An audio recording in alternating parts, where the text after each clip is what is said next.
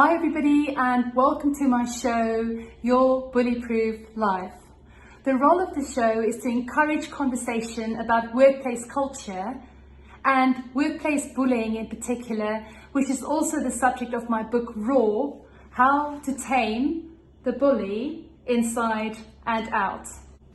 I believe that workplace bullying is the silent epidemic, dare I say silent killer, in our workplaces today. My role as a host and an author is to promote the staggering financial and emotional costs directly attributable to toxic cultures, and to promote safer and more inclusive workplaces where people can perform at their best and help the organization be more resilient. Over the next 10 weeks, I'll be running a series called The Perfect 10. So these are the top skills I believe that organizations have to develop now and in the future in order to thrive. So these are really leadership skills, and we're all leaders, right? We all can be leaders. So leadership, interpersonal, call them what you want, but these are the skills I believe that are going to be absolutely integral in the future. So welcome to the show, and I hope you enjoy it. The first skill we're going to look at is empathy. Empathy really for me is the one that underpins them all. And I'm joined today by two amazing leaders who are absolutely pouring their life's work into promoting empathy as a skill. Mimi Nicklin and Ed Kirwan. Mimi is an author and the host of the Empathy for Breakfast show, as well as the Secrets of the Gap podcast. She is an experienced marketer and communication specialist and a well-known empathetic leader. She's currently the managing director and creative officer of the global advertising agency WRAP. Ed is a filmmaker, educator, and the founder of Empathy Week, a global educational program that develops students into empathetic leaders, working towards creating the hashtag empathy generation. Having previously worked as a science teacher in London for 3 years, Ed has since spent his time filming and using visual storytelling to champion social causes, particularly homelessness, and in 2018 went to Mexico for the 2018 Homeless World Cup. Welcome Ed, welcome Mimi. I'm so delighted to have you here with me today. And I'm going to jump straight in with a question because I'm so curious to know what sparked your commitment to the skill of empathy. So Mimi, why don't you start?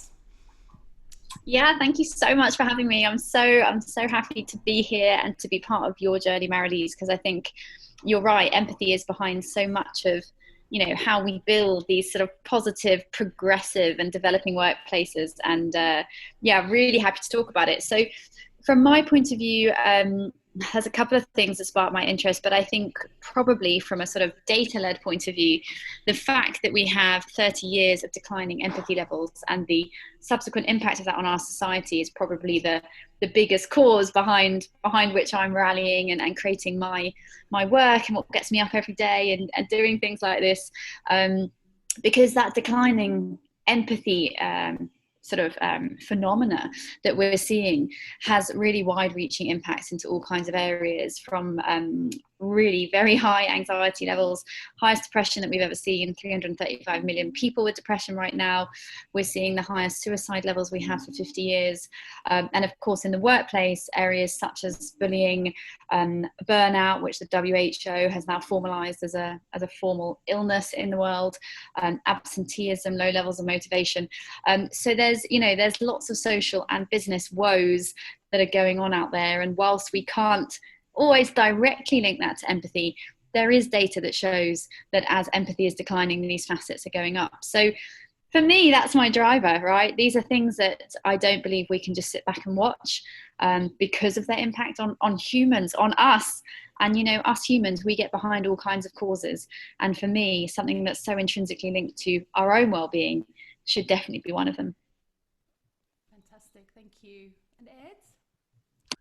How do I add to that? Empathy, I think, how did I get so fascinated by it was definitely through teaching. I think I lived a very privileged life growing up, and I think lots of children actually live in their own bubble. We all live in our own bubble, but I think as children in particular, we think that everyone has a similar home situation to us, whether that's if we have both parents at home or we don't, or where we live. And I remember as a child thinking, my mum worked from home, she's a childminder, and thinking everyone goes home each night and their mum is there and there's kids running around and there's food on the table. And then as I became a teacher, and I knew obviously growing up in uni that wasn't the case, but as a teacher, you are then entrusted. You are, in their in-house parent, and you find out so much information about these young people that are coming to you every day for your education. And you realise the world isn't fair, but rather than moping around about it, there is some things you can do. And I realised that to get my students the best grades, which is what teachers are just, pressured to do all the time, it wasn't offering extra revision sessions. How I dealt with behaviour wasn't punishment. It was pulling the child to the side and saying, what you've done there, if they've misbehaved, is not okay, right? And there's no excuse for that, but there is a reason. Now, do you want to tell me what's going on? Is everything okay? Have you had breakfast? What's going on at home? And I, put my hand on my heart and say, I've never, ever had a child misbehave where there hasn't been a linked reason to it. There has always been something going on in the background. There has always been a reason that they've acted in a certain way. Doesn't excuse it at all, because I've had children who have been in terrible situations and they're as good as gold, but there is always a reason for behavior. And I didn't realize it at the time. I think then I left teaching, did a lot of traveling and filmmaking, and realized that if you actually empathize with someone in listening, really actively listening and showing up, which is hard, as you'll realize on this podcast, I like to speak. But if you really listen to someone and you understand where they're coming from, their point of view, and try and put yourself in their place and emotions, it's not always possible, but actually trying to empathize, by doing that process, your actions are then fit to the purpose. And what people do in this world is they act before they empathize. And that's when we get things that are just not useful in the workplace, useful in life. And so my real interest in empathy comes from teaching and seeing the effect of putting it into action has on young people. And young people are just smaller humans, and I think it's the same for adults as well. Yeah, I think the easiest way to understand empathy is that it's perspective taking. There are lots of forms of empathy, and there's quite a lot of science behind empathy, but I think probably at this stage in most people's journey, that's really what they need to know, that empathy is about taking the perspective of another, understanding, standing in their shoes or seeing the world through their eyes. And what's really key about empathy is that it's not about judgment. So, as Ed was saying there, it's not about listening in order to make a decision or to judge or to react. It's about being able to listen, to see, to understand the world from somebody else's perspective. Fantastic. And yes, empathy is a bit like, I studied leadership as well whilst I was teaching. And I feel like empathy and leadership are very similar in the fact that there are so many different definitions. And if you scour the internet, you will find multiple. And some people say there's 2 types and 3 types.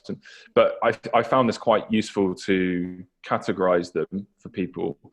So one is cognitive, which is kind of what Mimi's just talked about, this idea of perspective taking and actually understanding the point of view of another person.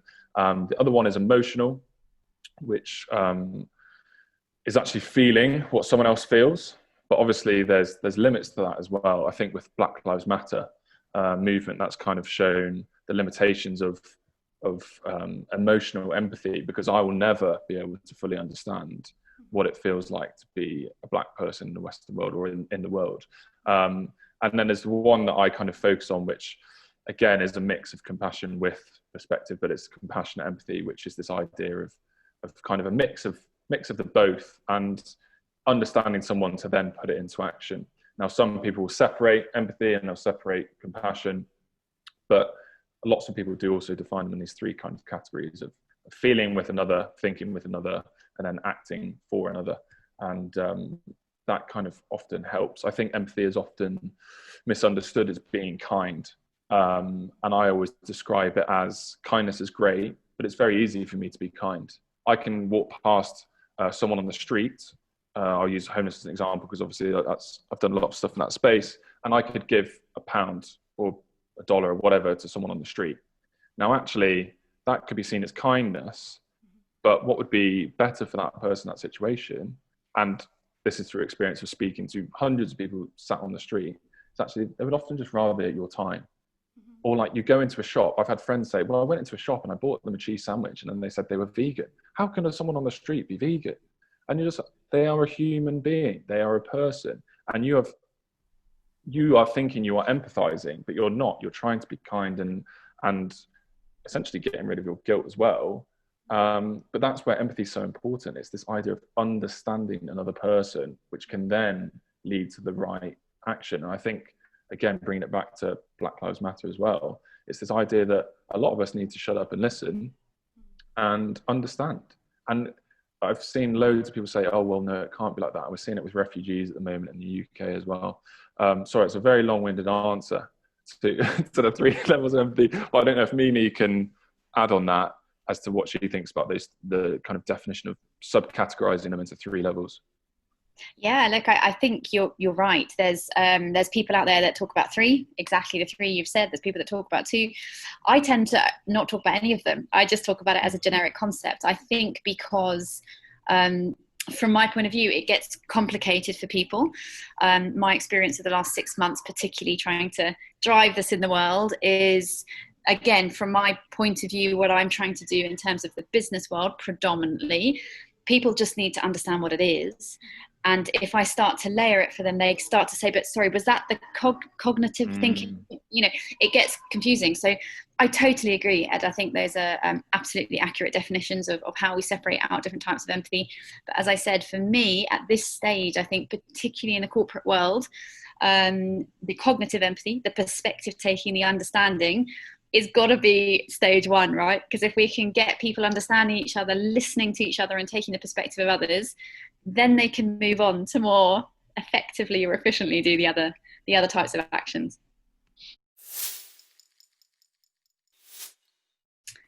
Look, I think I write quite a lot about this. I call those people naysayers, because I don't think that they're, bad people or that these are incorrect opinions. I just think that they, I think there's many reasons why people think that, but in many cases, the leaders in the businesses that are dissuaded by or sort of not yet in alignment to sort of an empathetic culture are because they haven't been trained that way. Perhaps they're slightly older generation, they've done 20, 30 years of business, and this emotionally intelligent run business philosophy, they never needed it. And that's because they came out of the 80s and 90s, these boom years where everybody was making so much money and producing so much stuff. There was no time, and actually, to be honest, no real need for culture and emotional engagement in the workplace because everybody was too busy making money and making things.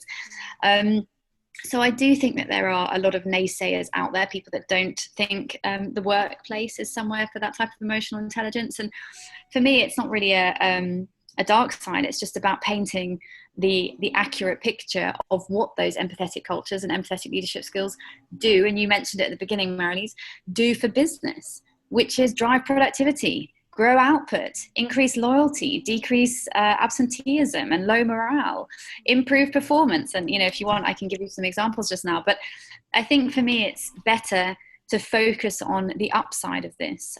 Not because I don't want to talk about the negatives, I'm absolutely open to doing that, but just because really the majority of people that aren't doing it is either because they don't understand it, they haven't seen it themselves or been trained in it, or no one's spoken to them about what those benefits are. So, as I said, more than happy to unpack some of what you said, the more negative sides of things, but in answer to that first bit about, why is it not happening and how can it be a problem, I think those are things we can probably solve if we do enough podcasts in the world. I want to move on to your Empathy for Breakfast show, which I absolutely love, by the way. I think it's so amazing that you're doing it, and also the fact that you just very respectful of people's time and you keep them sort of less than 20 minutes. It's fantastic. Tell us about the special aspect of your show that you've incorporated, and why. Yeah, I definitely will, and thank you. And it probably leads really nicely into what Ed's doing, because my show is based around reading to understand, and reading to drive empathy. And of course, what Ed's doing is it's the same thing. It's about storytelling, right? So he's working in the visual medium. So I think it's a really nice connector between what the two of us are doing. But my show, as you said, it's short. It's 17 minutes, which in my highly scientific opinion is how long it takes to drink a cup of tea. But I wanted to, on all seriousness, I wanted to keep it short enough for people to fit in their day at the beginning of the day. And it's based around this understanding that we know for sure, the data shows it, that when people read, they can increase their empathy. And that's of course because when you actually unpack what empathy is, a lot of it is around imagination and the skills you have in your brain to use imagination. And when you have a medium such as a book or a film or even a song, that can allow people to activate and understand their empathy, the reality of others more. So in the show I read a piece from somewhere live, because I don't know about you guys, but the last time someone read live to me, I was probably about 3 years old.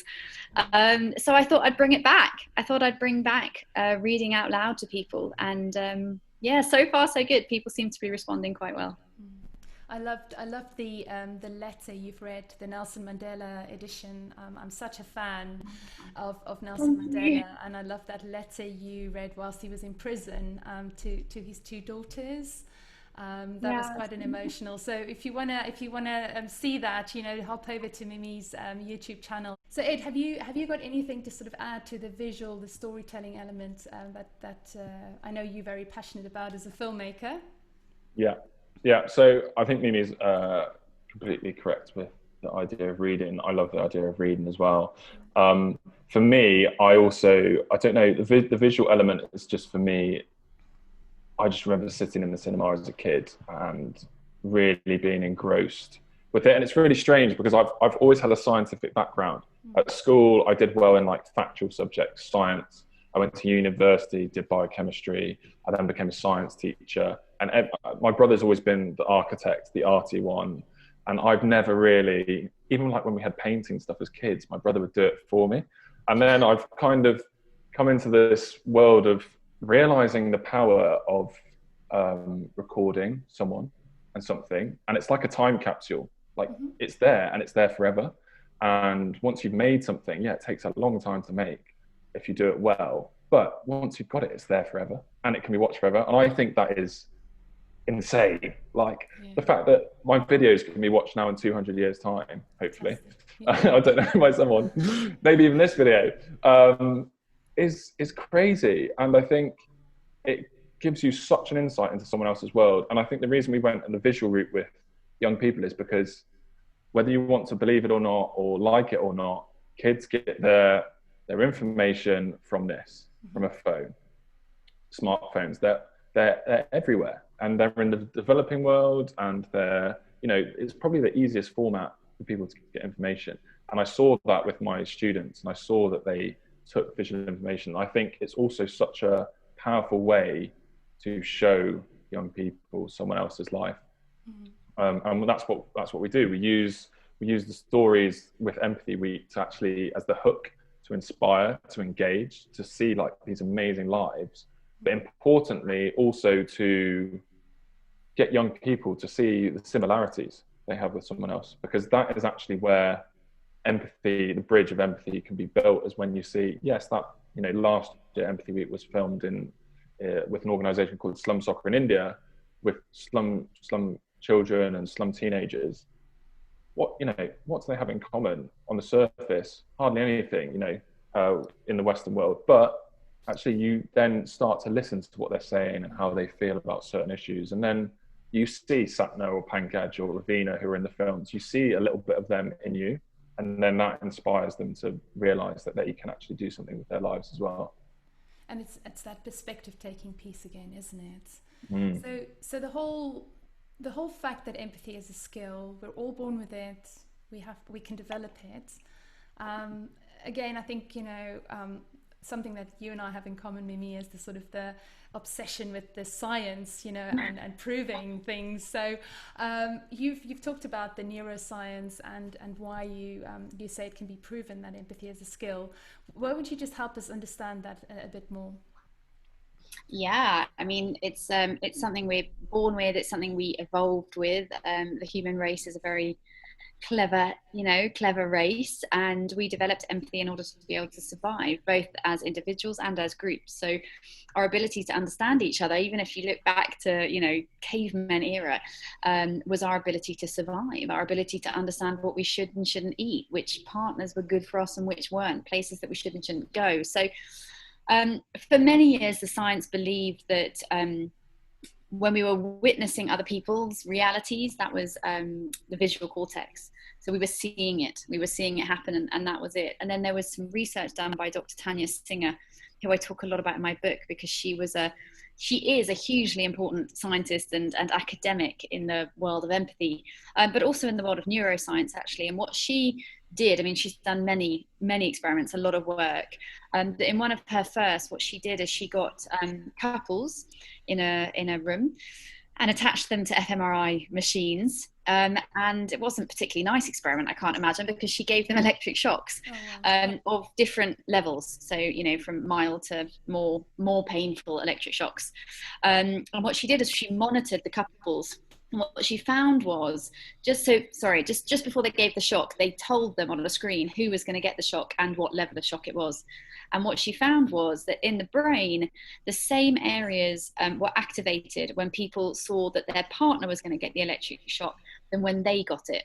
So what she was able to do was prove that our brains are able to, the same neural lines there were being activated when we were experiencing things, or when we were empathizing, when we were understanding that our partner was about to get a painful shock.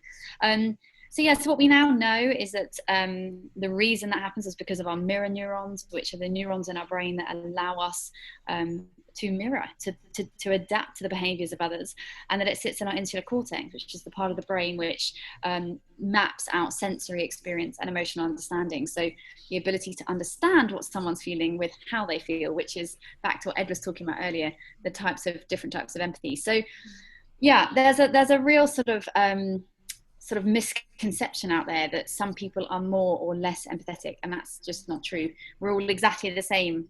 We have exactly the same ability to empathize. It's just some people choose to practice it more or less, and for some it comes more naturally because of their practice. So some people make that choice, but yes, it's deeply embedded in our brain, and it's part of how we have survived for millennia. And it is that choice, isn't it? So you can make a decision today to be more empathetic, and you can apply it straight away. So I think that's fantastic. Ed, I want to come back to Empathy Week and just want you to tell us a little bit more about what it is. I think it's in March 2021 is the next Empathy Week. So why don't you just tell us briefly about what we can expect? Yeah, so it's actually February, but it's the end of February, so it goes into March as well. Right. But okay. Empathy Week is essentially a global educational program which uses the power of film to inspire and educate young people about empathy, but most importantly, move them into action. So we kind of talk about the aspect that empathy can't just be taught.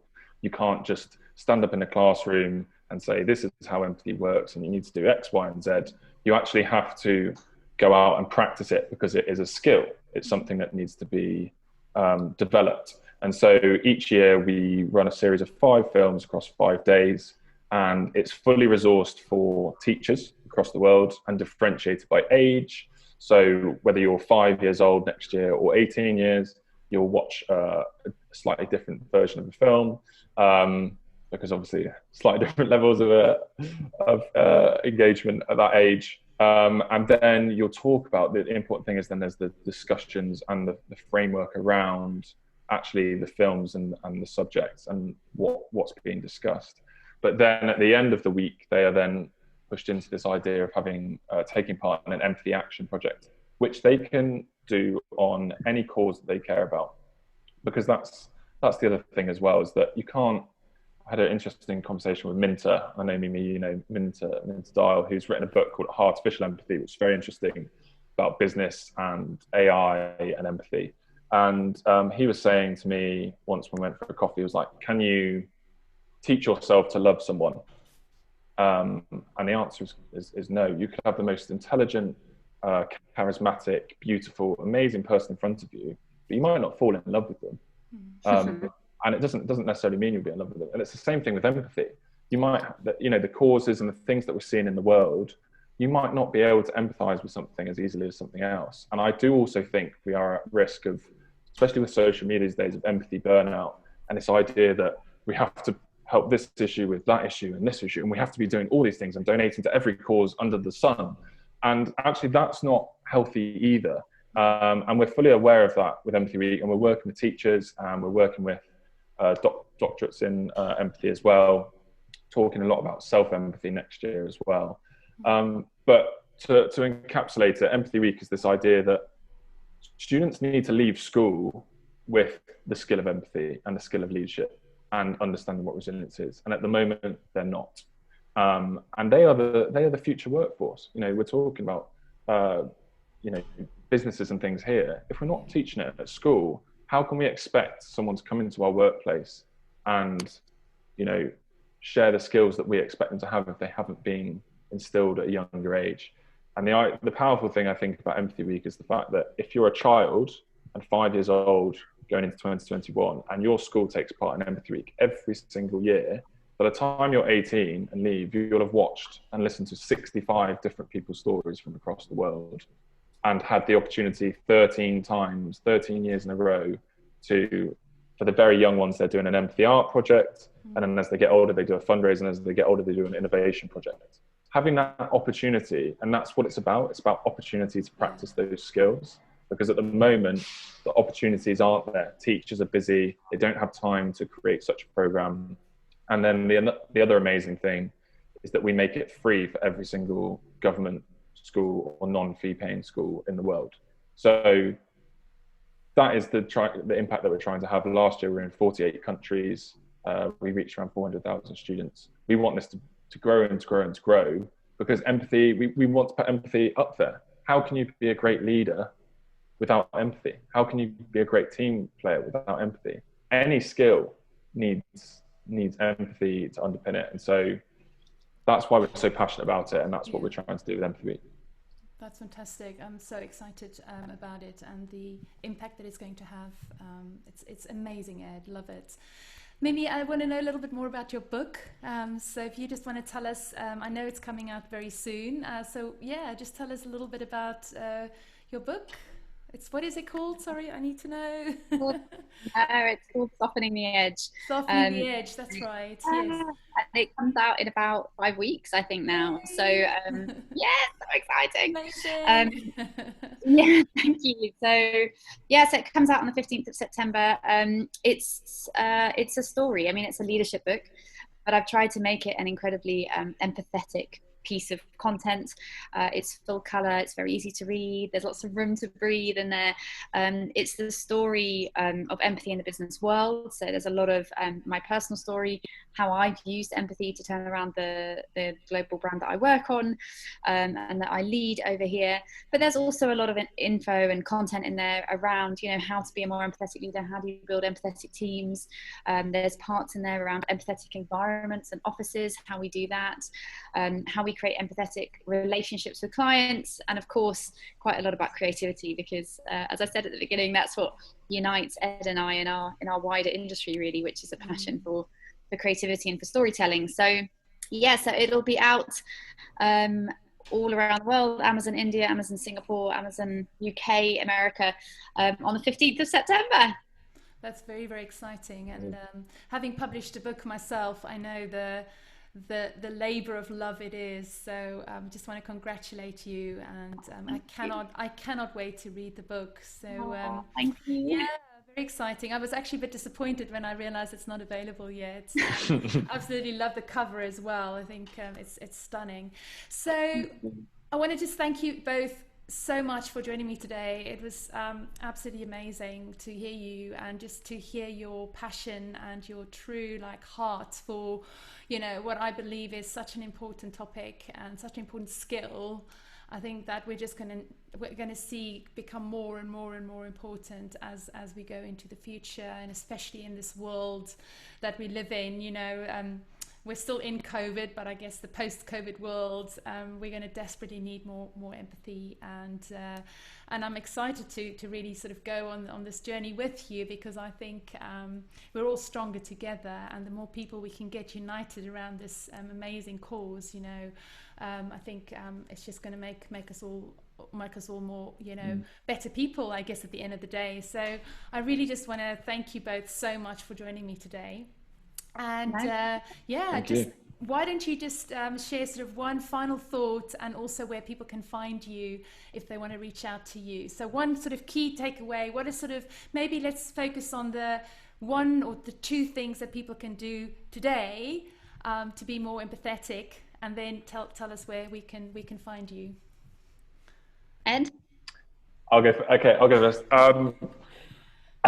You put them on the spot. No, it's fine. I think the one way that I try and practice empathy, or I'll give two thoughts. The first one relates to what I said earlier about not worrying too much about everything that's going on. Support everything, but kind of have your one mission of what you're going to change. For me, that's education, that's young people. Yes, I still support all the other movements, but don't feel that we have finite energy, and we have to look after ourselves as well. Mm-hmm. And so, choose your kind of one mission that you're going to build and work on. And the other thing is to really build your empathy, you have to put yourself in an uncomfortable situation with people that you don't know that are different to you. It's really easy to be empathetic to your family, right? Well, actually, maybe not. I don't know. But for me, I can understand my brother very well, right? And can empathize with him easily. Of course I can, because I grew up with him and we had the same parents. So to actually develop your empathy, which will then relate to other situations, you have to go and speak to people and spend time with people who are completely different to you. And it's an active search. It is an active search. You can't just be like, oh, a friend of a friend. It has to be someone that you just completely don't know, and then learn from them and listen. So that's my second tip, is to build your empathy, to develop your empathy. You have to really engage with people that are just completely different from you and listen to them. And you can find me, I'm at Ed Kirwan on kind of everything across all platforms. And then Empathy Week is, if you want to go to the website, whether you've got students or teachers, it's, like I said, it's free if you're in a government school, and then it's a really good price if you're a private school. But it's www.empathy-week.com, and Empathy Week 2021 is the 22nd to the 26th of February, which seems like age away, but it's actually 6 months. It's going to be very scary. It's going to happen before we know it. So I'll put all this information in the show notes anyway, so you can find it there. Yeah. Amy, you? I would touch on something you said earlier, which is you were talking about, making a decision, making a choice to empathise. And I think that's probably the most important thing from my point of view, which is it's in your power. It's a choice. And what we know from neuroscience is that simply the decision to be more empathetic will make you more empathetic. Just the decision, because our brains are neuroplastic. So that means once you've told it an instruction, it does it. It's magic. So that would be my last takeaway. I agree. Magic. Yeah. So that would be my last takeaway. I think that there's some really interesting people out there talking about it, like you, like Ed, like Minter Dial, and certainly reading about it helps, but making the decision to do that is up to you. So you can find me at Mimi Nicklin on nearly all platforms, and I'm particularly active on LinkedIn, YouTube and Instagram, where my breakfast show is, and my podcast is called Secrets of the Gap and is on all major podcast platforms. That is fabulous. So thank you both so much, and yeah, just keep up the amazing work, and we're gonna just create such an extraordinary future. You know, especially with starting young. I think Ed. I think the empathy generation. I think I'm so hugely excited about that. And in the meantime, Mimi and I will work away in the corporate world. I'll push them on to you. You won't have any work in 10 years' time because everyone will be. So we're kind of tackling it top down, bottom up, don't we? So I think that's just the perfect approach, and I'm hugely excited to see how this unfolds. So thank you both very, very much. Thank you. Thank you. Thank you for watching today. I hope you enjoyed the show. If you did, please do not forget to subscribe. Until next time, take care.